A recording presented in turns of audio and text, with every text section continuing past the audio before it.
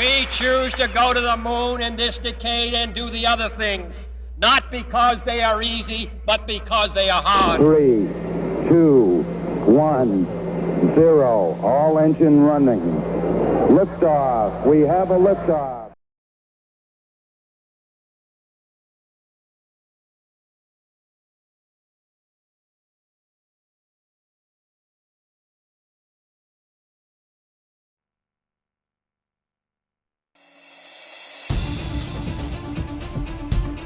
In February 2003, the US space shuttle Columbia disintegrated whilst re-entering the Earth's atmosphere. The accident killed the 7 crew members and grounded the NASA space program. Now, engineers and crews work to prepare for a new mission. Its target launch date, rescheduled after an initial delay, is March 2005. To meet new safety requirements, NASA needs to perform rigorous checks and implement new procedures. 7 explorers will fly the shuttle. Their involvement in all preparations is integral to the flight's success. The future of human space exploration depends on the success of this return-to-flight mission.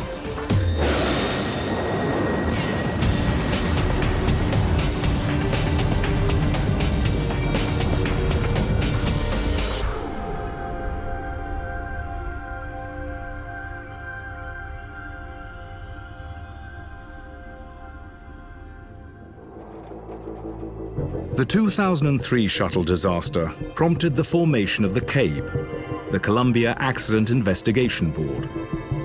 The CABE found that a piece of foam had torn away from the external tank during launch, causing damage to the reinforced carbon-carbon, or RCC panels, of the wing's leading edge. During re-entry, this allowed heat to eat its way through the shuttle's thin skin, tearing it apart from the inside out. Engineers have been working tirelessly to address this problem, and the 7 astronauts of STS-114 prepare to test those efforts. They are Commander Eileen Collins, pilot Jim Kelly, Andy Thomas, Steve Robinson, Wendy Lawrence, Charlie Kamada, and Soichi Noguchi of the Japanese Aerospace Exploration Agency. Essentially damaged tiles along the bottom of the shuttle. While the Columbia accident resulted from damage to the wing, it is the underbelly of the shuttle that most commonly sustains damage during liftoff. A material that had originally shown great promise is turning into a disappointment.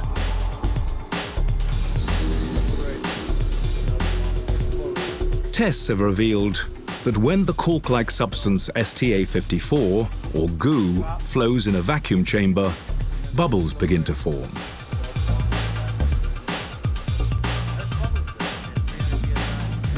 Microballoons, a major component of the material, are breaking as they pass through the nozzle of the applicator.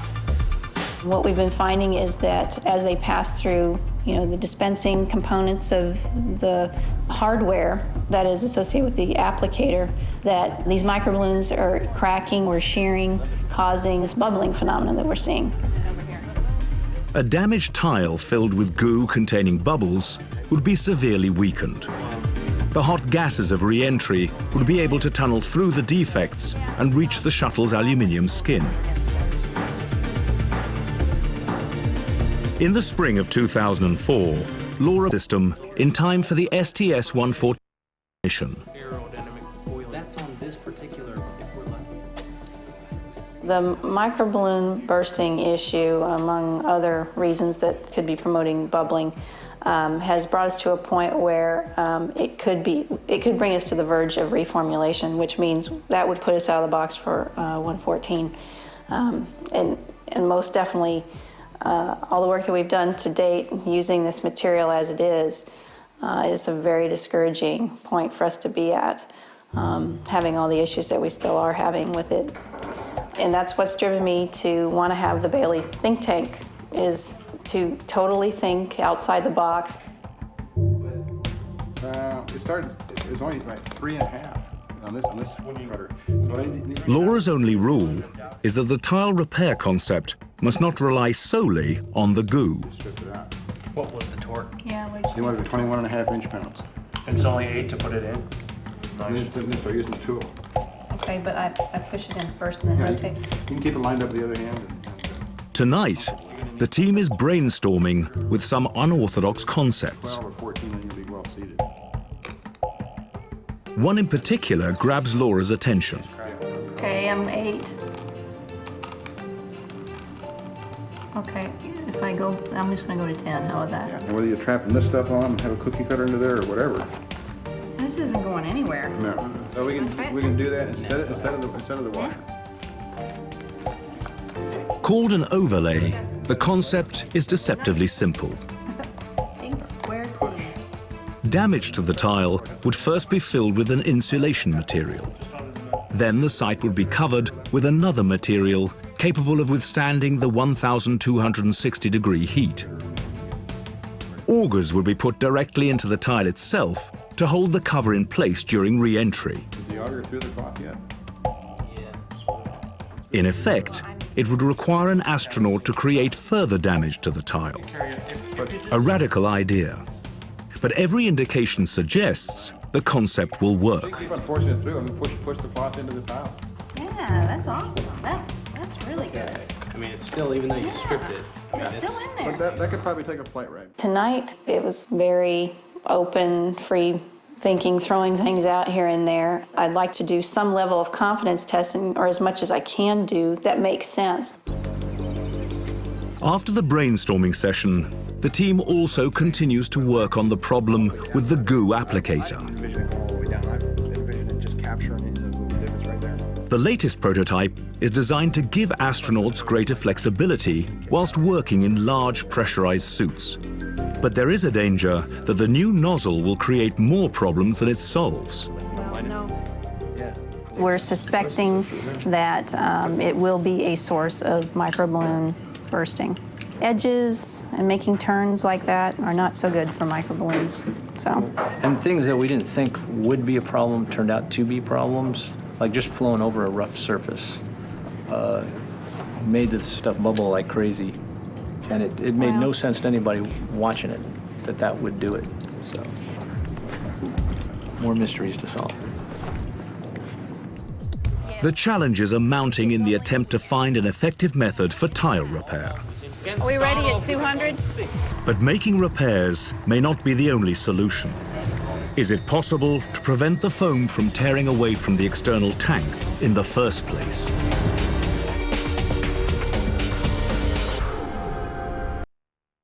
Repair potential damage to the shuttle's fragile heat shield.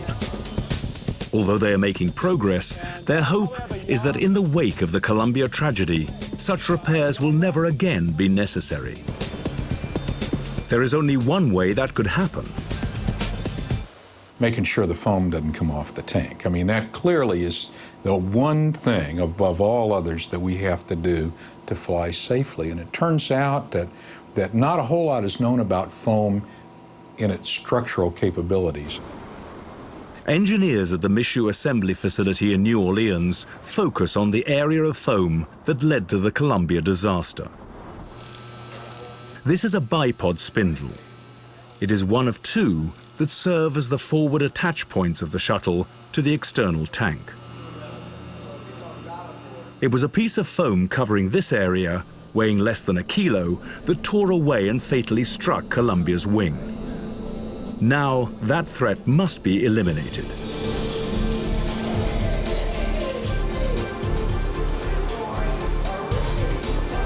The crew are eager to see how the new design is progressing. Engineers have come up with a clever fix. The new bipod will not require foam at all.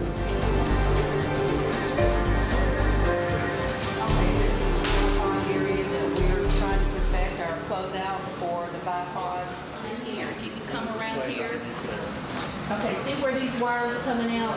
Right here, there's a copper plate. Heaters placed underneath will prevent ice from forming on the metallic hardware. Heaters slide in There's 2 heaters here. The new design still faces a rigorous validation process. It is a positive first step. I've seen a tremendous amount of work that's been done. There's still more work that needs to be done, but I am very happy with what I've seen here.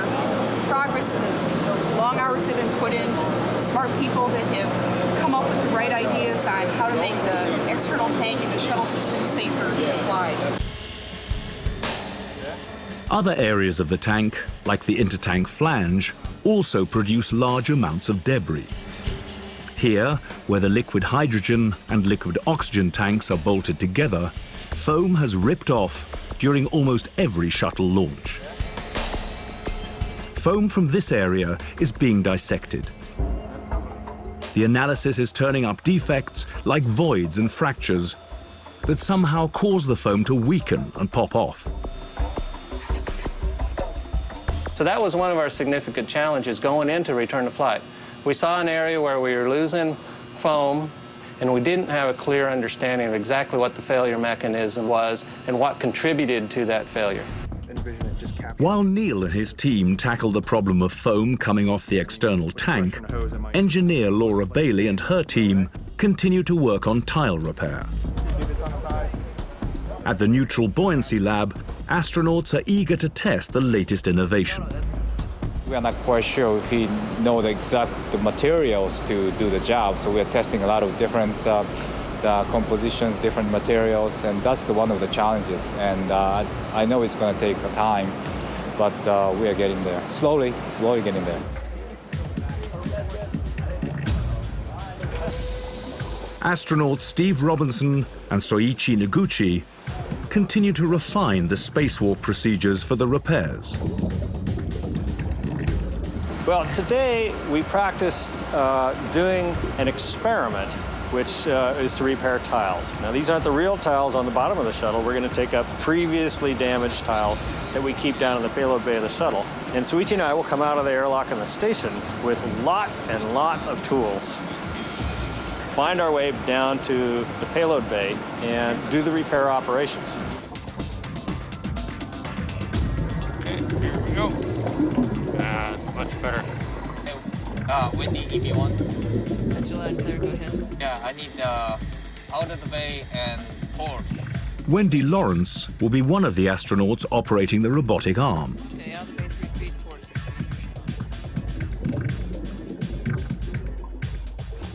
forward. We have things that we did not anticipate. Tile repair is a good example right now. Is that going to be a hurdle that can't be overcome? We don't think so right now, but it's certainly going to set us back a little bit and make it a little bit more challenging to get to the end result of having material that we can use for tile repair. In order for the crew to repair potentially lethal damage, they must first be able to find it. Engineers are building a 15-meter boom that will attach to the shuttle's robotic arm. The end of the boom will house sophisticated lasers and cameras that can detect damage as minute as 1/500th of a millimeter.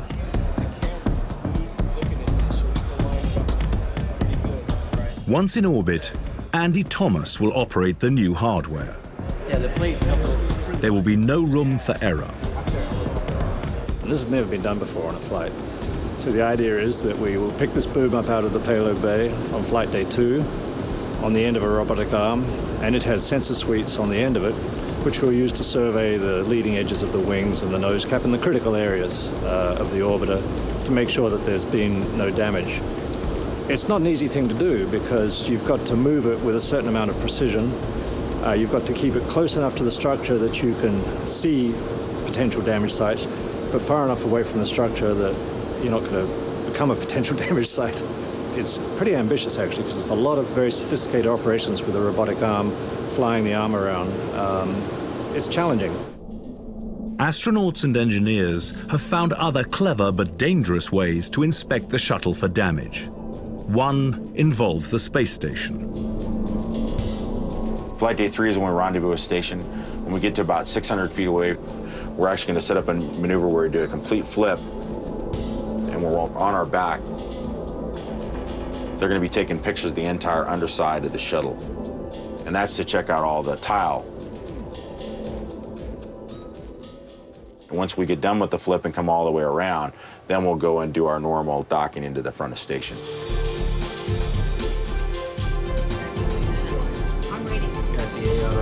The return to flight crew will have something Columbia's crew did not: the means to find critical damage before re-entering the Earth's atmosphere.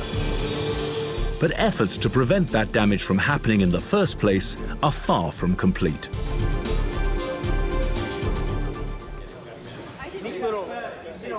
In some areas of the external tank, the threat of damage has already been eliminated. In others, the threat is still very real. The inter-tank flange remains a problem area. Foam has ripped away from this region on nearly all shuttle launches. Where we see the defects is where it doesn't work. We're finding defects here behind the bolts, in behind there, up in the stringer ends, and that's where it doesn't work. If the defects were out here in the middle of this area, we could find them. For most of the tank, automated sprayers apply the foam. In these cells that you're walking by here in the VA. But in this area, it is applied manually. As seen in these test sprays on mock-up panels of the inter-tank flange, applying the foam evenly is difficult work. You have a bunch of spots, crevices, nooks, cavities up under the stringers that you have to get foam into. It's very difficult, we found, to try to do that with an automated process. You have to have the human eye to be able to look in there and see if you are getting foam in there, and if you don't have foam in there, do you go put more foam in there? An uneven spray can produce defects, like tunnels or voids within the foam. To test the effect of a void, panels containing defects are sealed inside a thermal vacuum chamber. When subjected to the extreme temperature and pressure fluctuations experienced during an actual launch, the foam containing the voids rips away.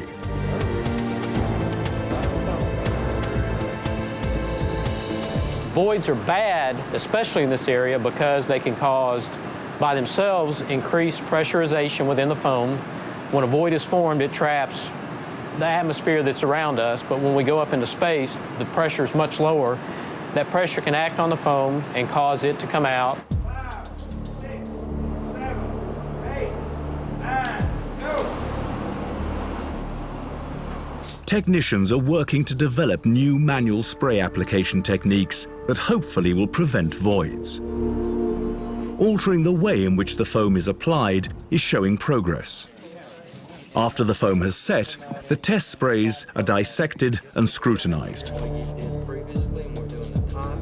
Prior to the bottom, it was the other way around, and it's helping us to eliminate some rollover concerns and also allowing us to get in here, down around and back. Fewer and fewer voids are showing up.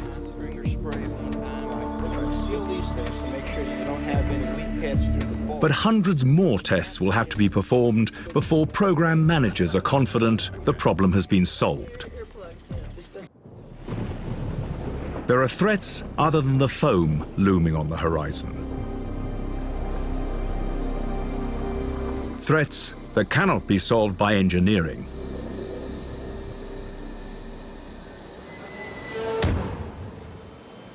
A violent storm season forces engineers to suspend return-to-flight efforts. Work on the space shuttle grinds to a halt. In the summer of 2004, an unprecedented number of severe hurricanes slam into Florida. The Kennedy Space Center is not spared. The massive vehicle assembly building, critical for processing the space shuttle, sustains significant structural damage. Repairs mean delays. On an already tight schedule, NASA officials have no choice but to delay the mission again. The new target launch date is May 2005. The crew of STS-114 takes the setback in its stride. As a flown crew member, it gets easier and easier to handle the delays. I know that eventually we will return to flight. We will fly again when it is safe, and I'll get an opportunity to be back in space again and see the International Space Station for the first time.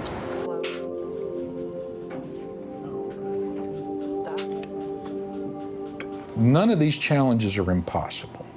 We're not doing anything that violates the known laws of the universe, okay? Physics and natural science still apply, but it takes hard work, it takes dedication, and it takes a fundamental belief that these problems are solvable.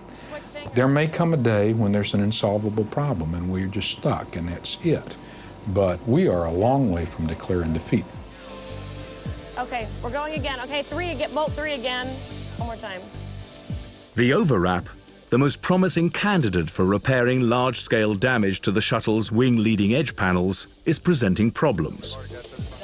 We would need 44 of these, that they would be very large and heavy. We also thought it would be difficult for the astronauts to actually remove one of these from its container and translate it to the leading edge and then do all of the things they would have to do in order to make an attachment of the repair. Okay. Managers decide it is too expensive and too complex to pursue further. The lack of a repair method would put the shuttle crew in a vulnerable position. If the shuttle were to sustain significant damage to the wing, the crew would be forced to wait on board the space station until a rescue mission could be launched. If, however, the damage is small, a repair might be possible.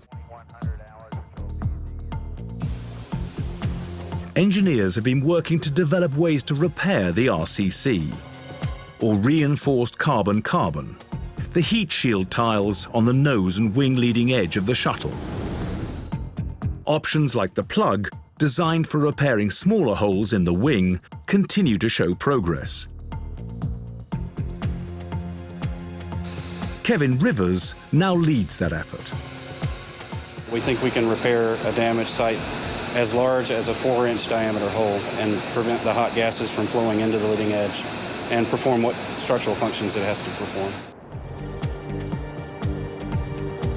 Keeping 1,650-degree heat out of a damaged area during re-entry is just one of the functions the plug must perform to prevent a disaster. The plug must also stay attached to the wing as it screams through the atmosphere at 8 kilometers per second. To find out if that is possible, the plug is inserted into a small but special piece of damaged RCC material.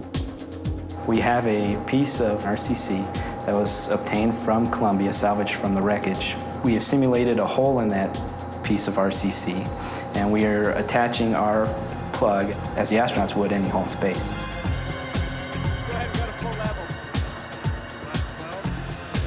We will vibrate that using our shaker facility here to the vibration levels that a space shuttle would see on re-entry. It performs well. The vibrations fail to shake the attachment loose.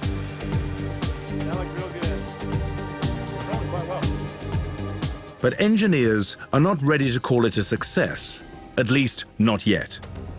The certification process is very complicated, especially when human life is involved. We want to be absolutely certain that what we do does not put the crew at further risk. And so what we do is pretty exhaustive testing to ensure that the materials are of the quality that they need to be. Developing RCC repair capability for small bits of damage is going better than expected. But an effective repair method for more extensive tile damage continues to elude the team. The target flight date is in jeopardy again.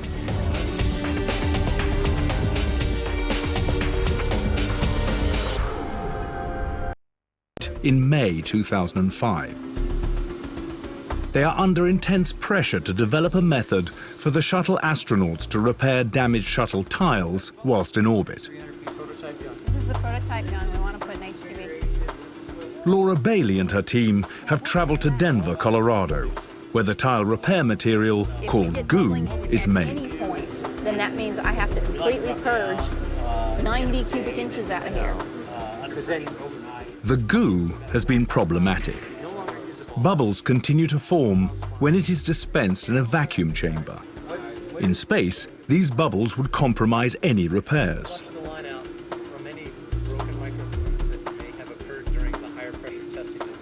It remains unclear whether the problem is with the material itself or with the applicator. If it's the applicator, it's hoped a new nozzle design will solve it. Hey, Billy, are we ready at 200? The team flows goo through the new nozzle using various rates and pressures. About to go to 300 PSI. 300 PSI. This is 200 is done?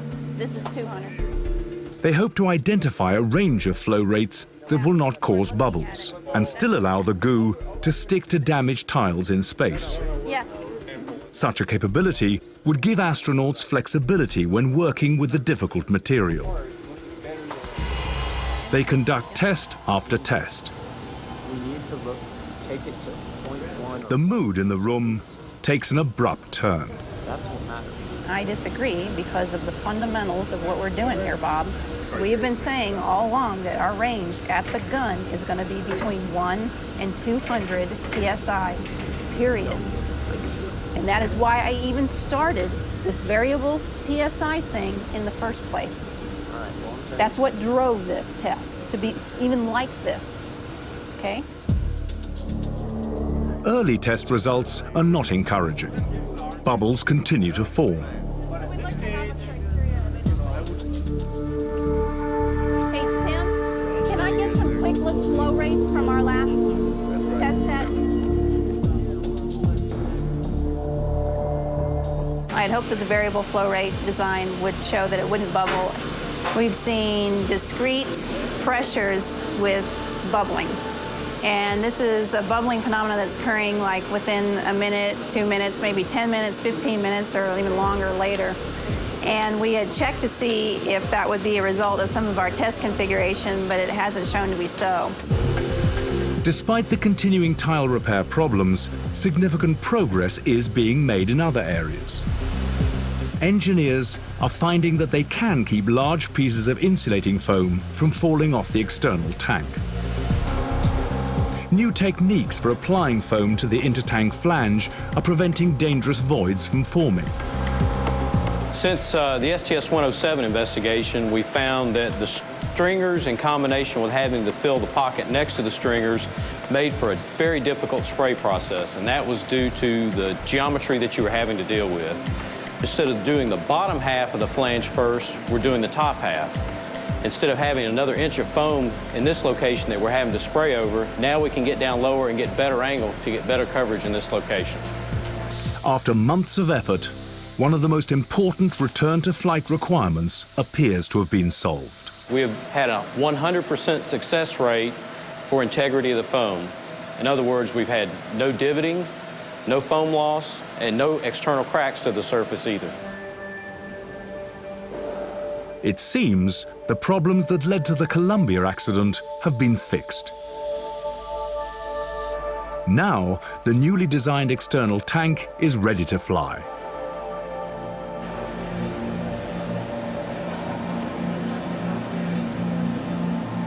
December the 31st, 2004.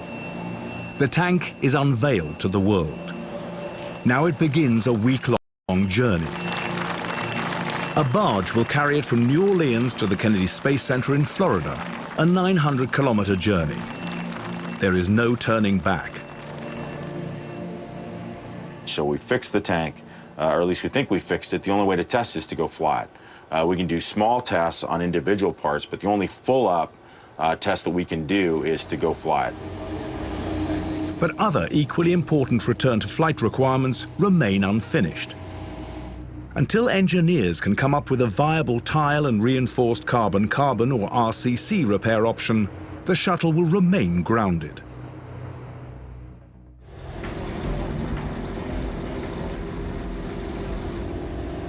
Although large pieces of debris that have been falling off the tank in the past will not be falling off in the future, there still will be smaller pieces of debris that fall off the external tank.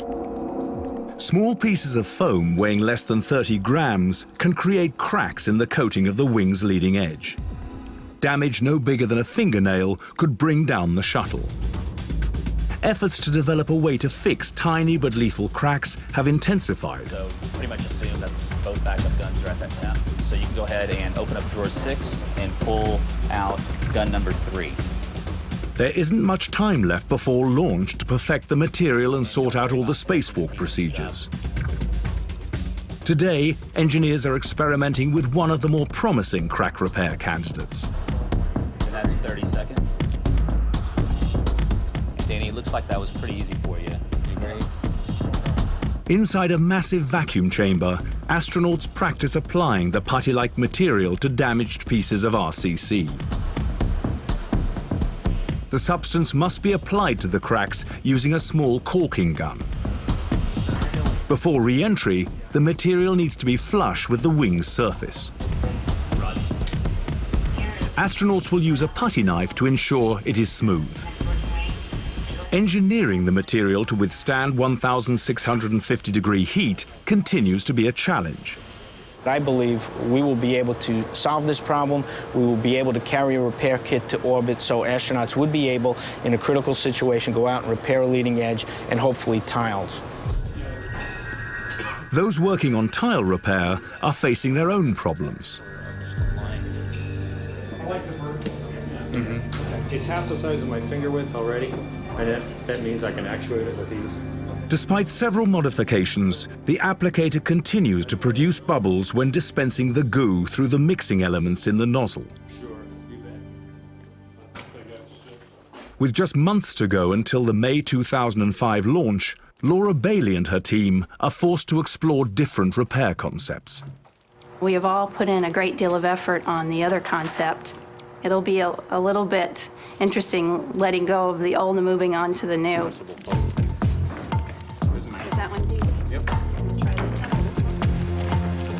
The team are using damaged tiles to try out some elements of their new repair concept.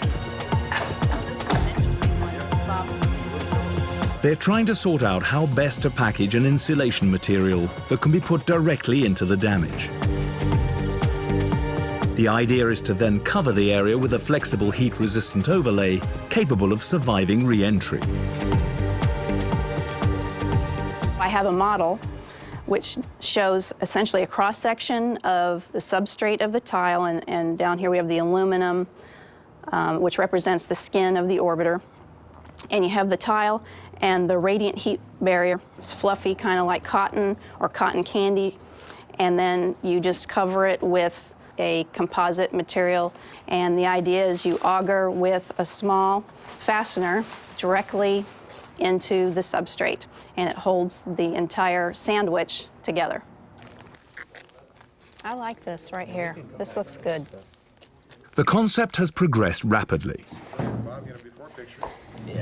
Don't leave any fluffy stuff in these. Though it was developed only a few months ago, the team are confident that in a worst-case scenario, it will work. This is expanding. For the astronaut performing the repair in space, the overlay has many advantages over the goo. The crew member will install the cottony material by hand and be able to just use the fasteners that we provide and a simple system for them to fasten into the tiles simply and easily without having to worry about whether or not the material itself is, going to initiate bubbling. Astronauts continue to develop and refine repair procedures for the in-orbit experiments.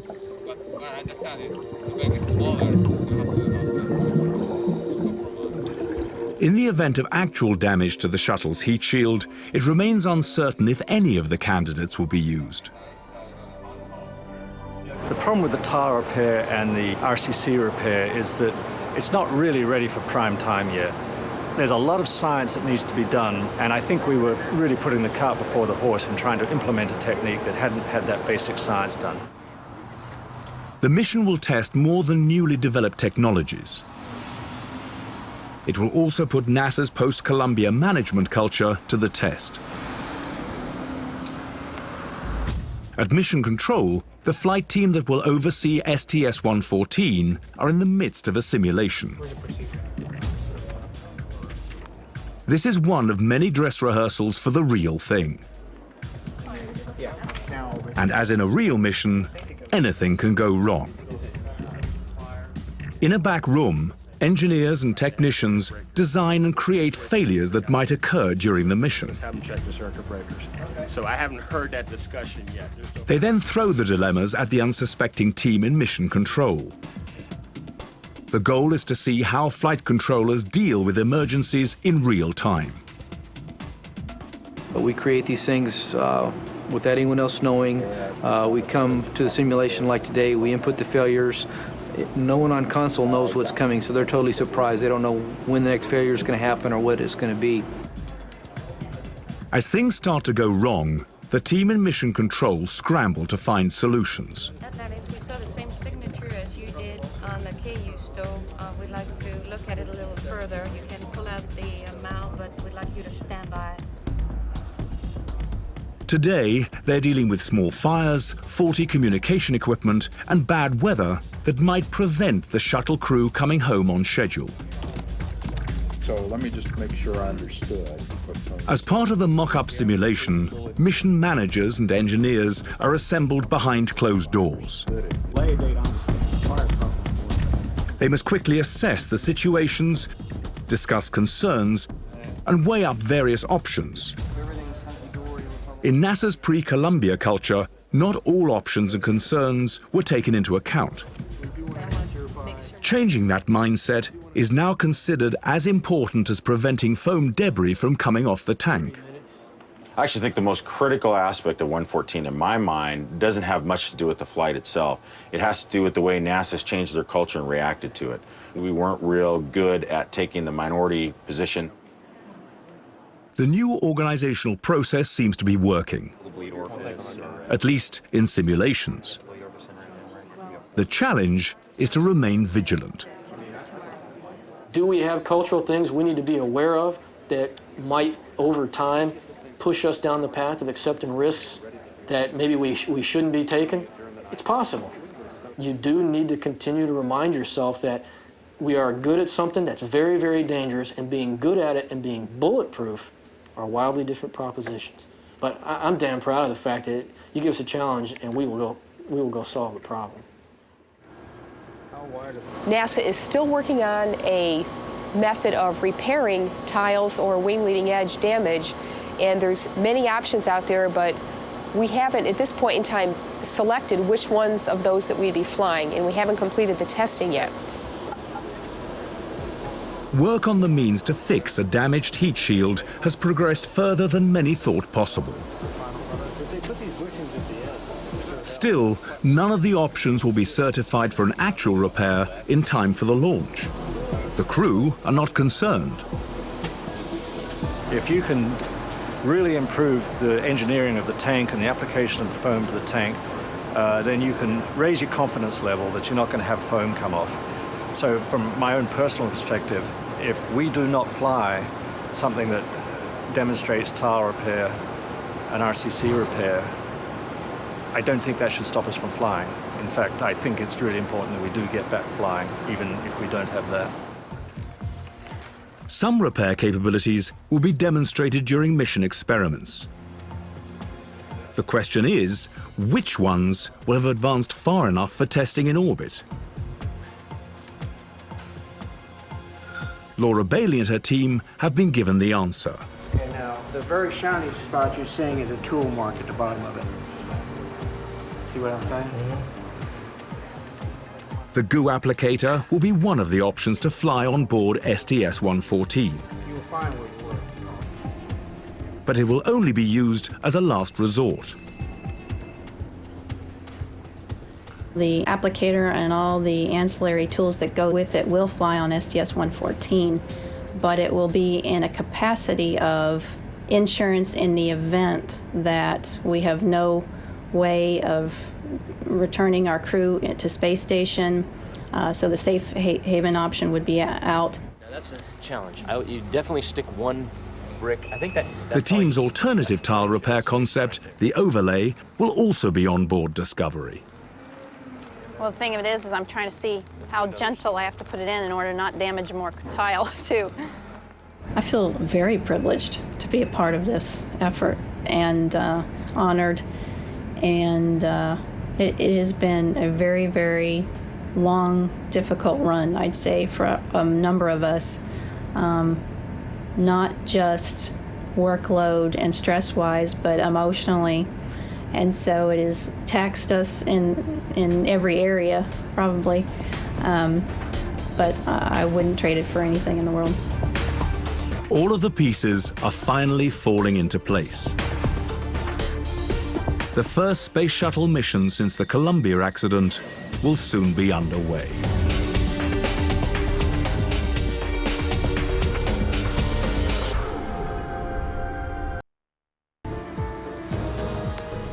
March the 29th, 2005. The first mission since the Columbia disaster is now just weeks away. Discovery rolls out of the processing facility, marking the culmination of a massive effort to get the shuttle program back into space. Copy on my mark, 3, 2, 1, mark.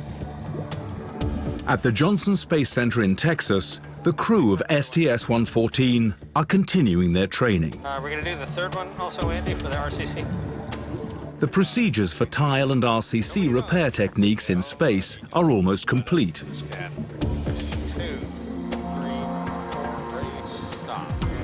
This crew are ready to get underway. That was really great. Okay. We're just looking forward to getting back in space and showing that the space shuttle program is a very viable program, it's very robust, and that NASA has learned the lessons that it needed to learn from the Columbia accident, and that we can fly safely in space. If we've done things right, it'll be forgotten as quickly as possible because we'll be on to the next thing. The next thing is completing the space station, and the next thing beyond that is going to the moon. And, you know, we're very hopeful about all these next things. So if we do our job right, 114 will fade very quickly into the past.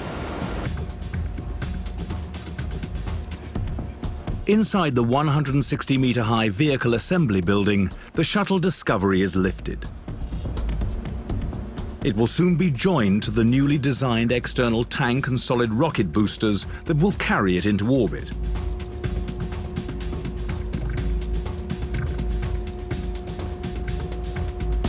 The new modifications have all but guaranteed that STS-114 will be one of the safest launches in space shuttle history. But engineers are taking no chances. We want to make sure that if we were not as smart as we think we were, and something comes off and hits the orbiter, we know about it. At launch, dozens of cameras and sensors will be used to identify and track any debris that might come loose. But all risk cannot be eliminated.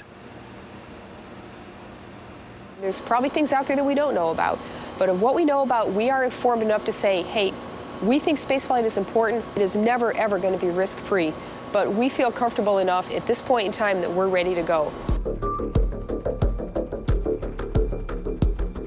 Discovery has begun her 10-hour crawl to the launch pad. If all continues to go as planned, her next stop will be the International Space Station.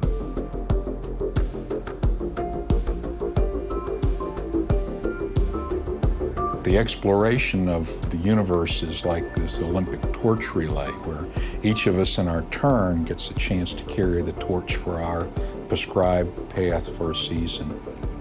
And this is our season. And if we fail to do it safely, if we fail to do it successfully, if we fail to get off the ground because we're too scared, then we will have failed in our leg of the race. So our place in history is to do this job, get the space shuttle to fly again safely and make it successful. Over the past 2 years, NASA engineers have accomplished what many considered impossible.